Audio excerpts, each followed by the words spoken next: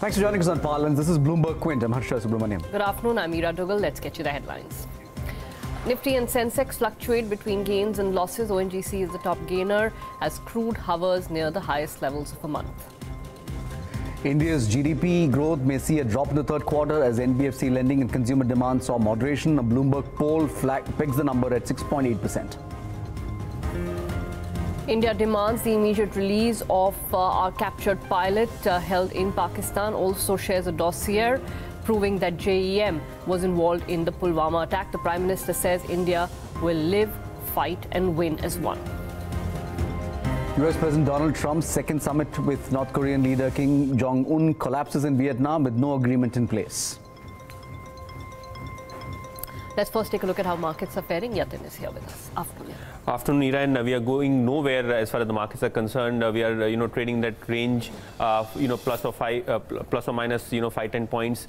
So really, no action really happening on the markets, especially when today is, the expiry day. So probably the participants are waiting for the last 1 or 2 hours of trade, wherein there is some expectation of volatility. However, if you look at Nifty right now, the advance decline ratio is almost 1:1.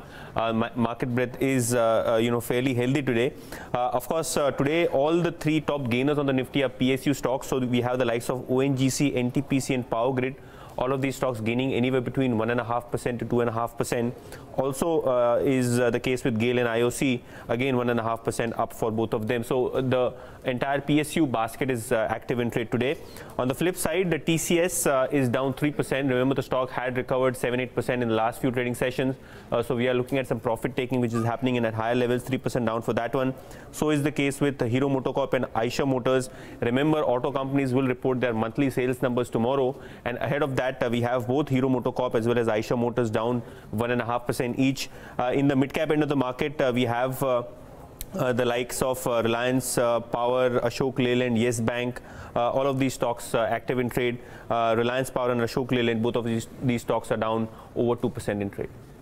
Yathan, thank you for that. The market regulator, meanwhile, has declared the commodity arm of IIFL, Motilal Oswal and Anand Rathi not fit and proper to offer broking services. SEBI cited their alleged role in the NSCL scam for the order. But does that mean that there are other businesses of these financial services groups could face similar action?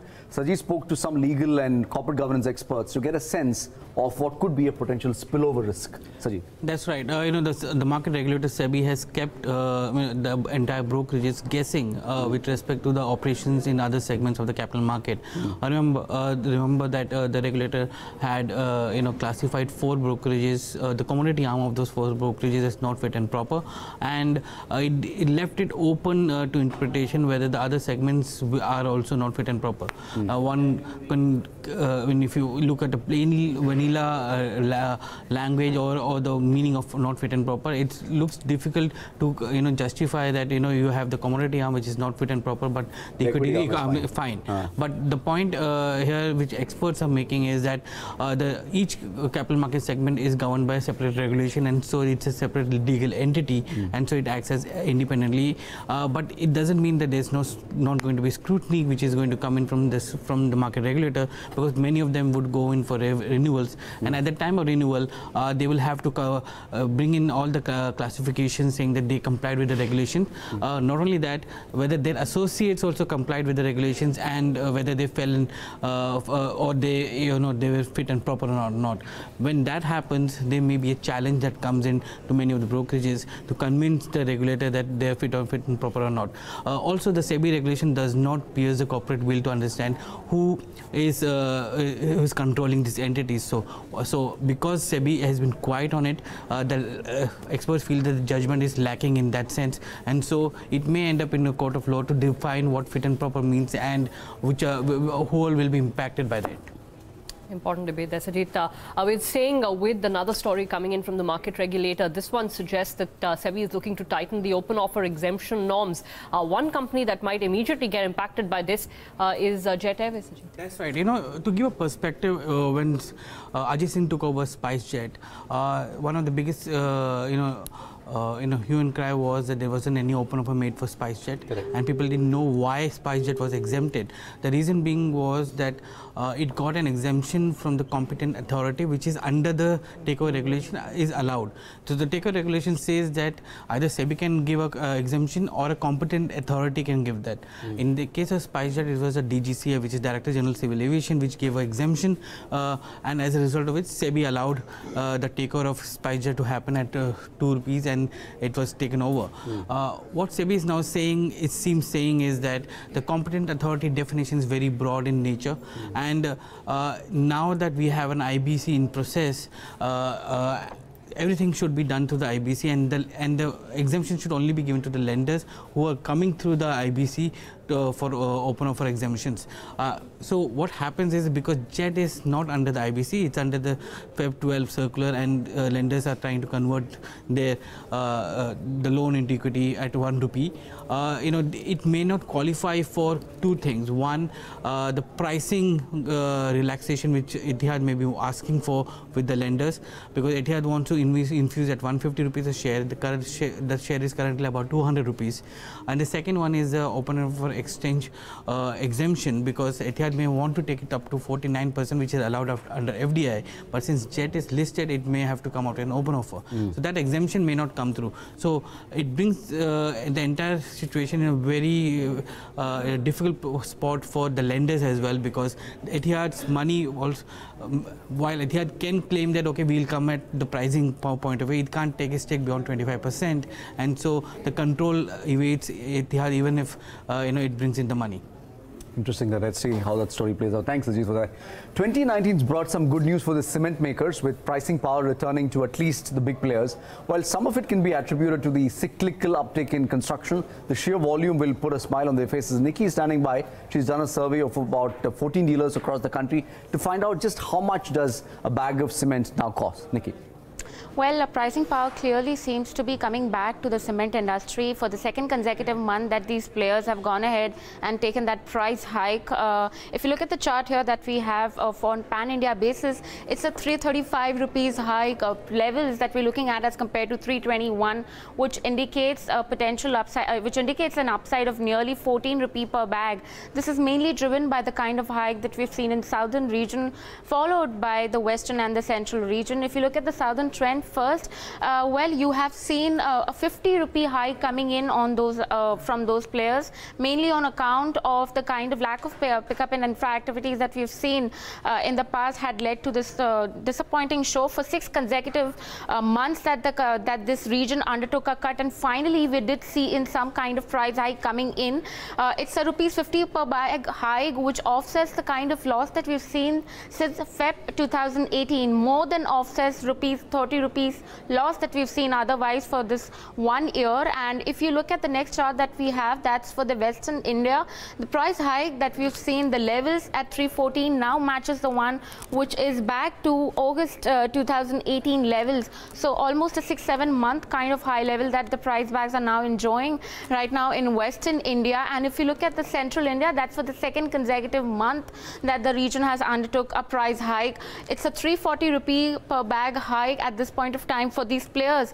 Pardon me, it's almost a 5 rupee per bag hike for this month, which is the second consecutive month that we're looking at. However, the trend remains pretty much flattish for eastern as well as northern region. That's mainly on account, but then the dealers do suggest a rupees 10 per bag hike coming in for the eastern region, given that the flattish trend that the region has seen for the last 4 months. Also, we spoke to the cement expert, which is Mr. Ladiwala, who suggested that the price hike trend is expected to continue going forward at least till July of this year.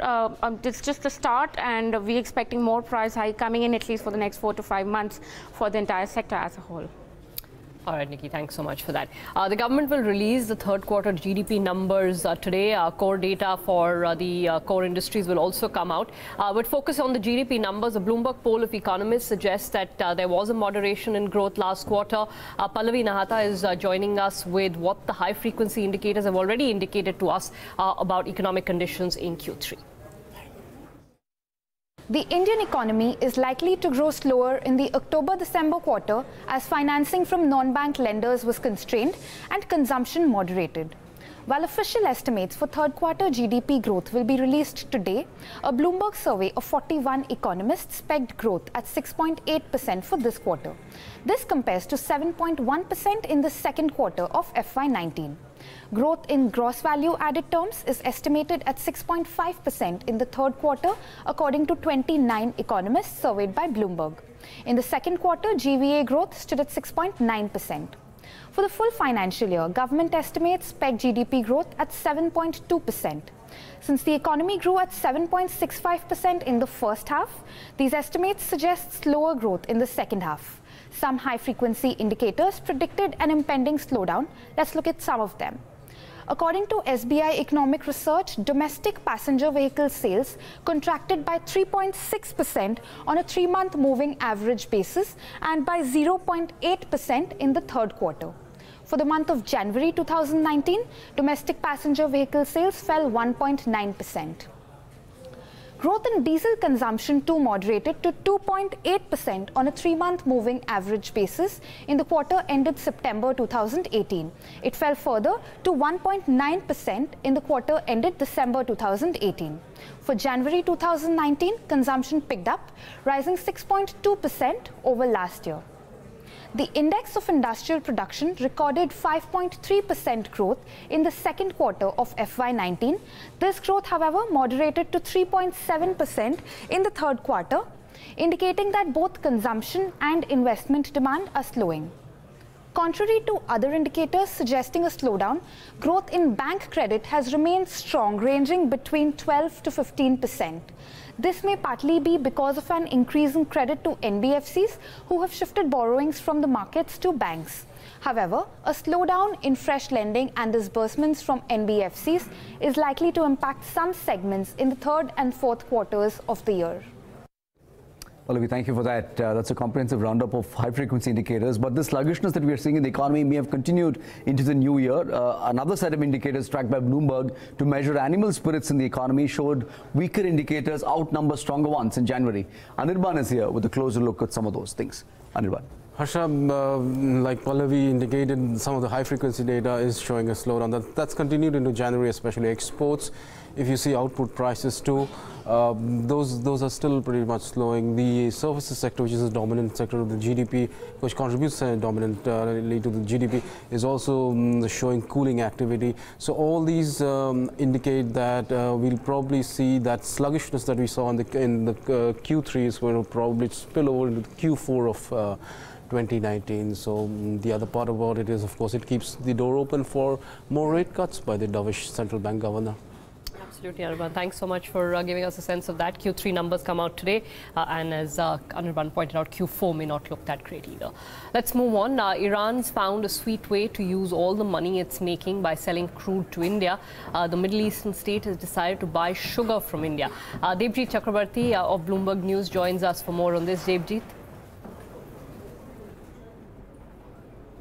Yeah, hi. As we reported that Iran is adding more goods it imports from India just to narrow the gap, trade gap, which it has for exporting crude oil to Indian refineries. They have been a big buyer of basmati rice, tea, oilseed meals, all that. But now, after a long time, they have added sugar to their basket, which they used to predominantly buy from Brazil.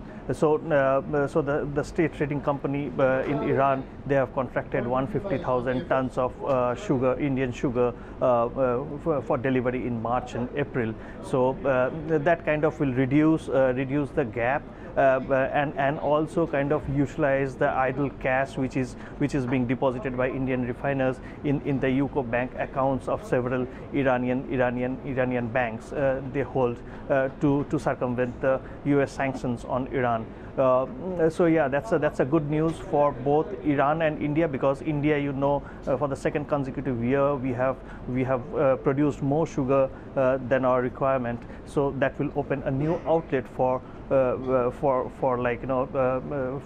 increased prices of sugar for the Indian sugar mills. So it's a kind of a win-win situation for both Iran and India as far as utilizing the oil money, and for India to find a bigger market for the sugar. Dipji, thank you so much for joining us with those details. Dipji is reporting from New Delhi. The Prime Minister has said that India stands together in its fight against terror. Speaking for the first time after Pakistan captured one of Indian Air Force's pilots, Modi said that India will live, fight and win as one. Bharat को अस्थिर करने की साजिश करता है, जब आतंकी हमला करता है, तो उनका एक मकसद ये भी होता है कि हमारी प्रगति रुक जाए, हमारी गति रुक जाए, हमारा देश थम जाए। उनके इस मकसद के सामने दीवान बनकर के, चट्टान बनकर के खड़ा होना है। उन्हें दिखाना है कि न ये देश रुकेगा, न देश की प्रगति थमेगी। देश की सुरक्षा और सामर्थ्य का संकल्प लेकर हमारा जवान सीमा पर डटा हुआ है। हम सब पराक्रमी भारत के नागरिक हैं, इसलिए हम सबको भी सिपाही बनकर देश की समृद्धि और देश में सौहार्द के लिए दिन रात एक करना होगा। Meanwhile, the tension between India and Pakistan remains elevated, and India is demanding the immediate release of our pilot who has been captured and is currently in Pakistan's custody. India has strongly objected to Pakistan's decision to show visuals of Wing Commander Abhinandan's capture, saying that it violates the Geneva Convention. The Ministry of External Affairs has also handed over a dossier to Pakistan with specific details of Jaish-e-Mohammed's involvement in the Pulwama terror attack and the presence of JEM's leadership in Pakistan. India has called for immediate and verifiable action against terrorism by Pakistan. Meanwhile, Pakistani Prime Minister Imran Khan offered to diffuse tensions through talks, even as he cautioned against any miscalculation and escalation of the border tensions. This morning, China has also communicated with Pakistan, suggesting that sovereignty and borders must be respected in an apparent message to both nations. So what are the options before the two neighbors? Is there room for dialogue and de-escalation? Listen in to what military strategists and foreign policy experts have had to say. If you do a summing up of the events yesterday, you see that India had made some very clear statements with regard to counter-terror actions. They had undertaken new measures. They have redrawn the so-called red lines by targeting a terrorist camp in Pakistan. They had used air power. That's another new development. And to top it all, they had got this broad support of the international community. Even China, which is very friendly to Pakistan, has taken a kind of took a very even-handed stand yesterday. They basically said they called on both sides for restraint. And the official state spokesperson in Beijing yesterday said, yes, Shah Mahmood Qureshi, the Pakistani foreign minister, had called him, but he had listened to his version of events, but again called on India and Pakistan to exercise restraint. So that was yesterday. Today this has happened, and definitely if an Indian pilot has been captured by Pakistan, it does constitute a setback, but I would say a relatively minor setback, for the simple reason that if you are in conflict, if you are in undertaking warlike action, there are bound to be losses. And I think this capture is extremely unfortunate, and the Pakistanis will of course play it to the hilt as far as they are concerned. They will use the propaganda value from it, but I don't think that should detract from what happened yesterday and the fact that new red lines have been established. And I wouldn't even say red lines. I think what we have done is really extend, we have established our red lines, saying that if you attack us, if there are terrorist attacks on India, please be ready to face consequences, even in Pakistan. I think so far it seems to me that this conflict has been contained. and it has not escalated very badly. And I think we should leave it at that. There is enough opening for us. Both Pakistani military and Prime Minister Imran Khan himself have counseled for peace and not allowing the conflict to escalate. In fact, I was very struck by what Imran Khan said, that in war there are miscalculations, and I think we should not discount that. So far, what has happened is that we have undertaken a strike yesterday against a terror camp, and Pakistan was bound to retaliate. This morning when they retaliated, they issued a statement, and I think it is a very carefully worded statement from their side, that their strike was also against non-military targets, avoiding the human loss and avoiding collateral damage. So I think all these signals coming in from Pakistan at this stage clearly point out that they are not wanting escalation, and India has also said the same thing. So I think what has happened is very unfortunate. From our point of view, we have very clearly and resolutely conveyed a message to Pakistan establishment that terror attacks would not be tolerated, and that we were ready to take it a step further. But there's four different forces that are driving between both India and Pakistan. Of course, with India, you've got a vibrant democracy, and so the people have a pretty strong say in terms of what they expect their government to do and to react when you have terror attacks, and to follow through with that. But in Pakistan, you have this strange dual beast where you have a weak civilian government, but of course a military that really drives most of the establishment and will really take the final call on when it's time to stand down. And they're not as much driven, of course, by elections and voters, so a little bit more space on the Pakistan side, as well as a bit tighter control in the media. So when you look at the two sides, there's different factors that drive both. Pakistan wants to have at least a little bit of tension in the relationship at all times, because that's what allows the military to retain its position, top governance in the country. But I do think they also don't want to make sure this spills over more widely, because they've seen this time versus 2002 versus 1999, the world has taken a side more starkly than ever before, and clearly in India's side, even China, as a previous speaker had mentioned. So very different, I think, Pakistan reaction they're seeing from the world this time versus previous times tensions have escalated. You've got a bunch of experts talking about what's going on, but it's not just foreign policy and military strategy. Domestic politics also plays a crucial role in how Prime Minister Narendra Modi's administration handles this standoff, especially with the general election. Sonia, Sanjay Pugalia, editorial director at Quintil Media, joins us. Sanjay, pleasure to have you on the show as always. What have you made of this, from a political standpoint? So far, you've seen Prime Minister Modi's decision to, to strike. All of this has been supported by the opposition as well. Do you see that turning?